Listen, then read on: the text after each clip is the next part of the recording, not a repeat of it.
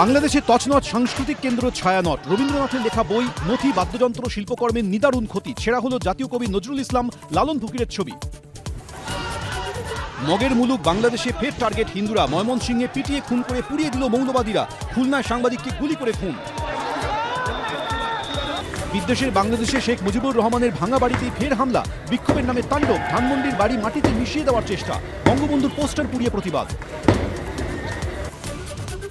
যুবভারতীতে ভাঙচুরের ঘটনায় গ্রেফতার আরও ৩। লেকটাউন থেকে ২ ও ঘোলা থেকে ১ জন পাকড়াও। ধৃতের সংখ্যা বেড়ে ৯। তদন্তে এসআইটি, নজরে সিসি ক্যামেরার ফুটেজ। এসআইআর নিয়ে মতুয়াদের আশঙ্কার মধ্যেই কাল নদিয়ায় প্রধানমন্ত্রী। সোমবার নতুন দল ঘোষণার আগে চ্যালেঞ্জ হুমায়ুনের। সন্ধ্যে ৬টায় দেখুন পাপিয়ার সঙ্গে।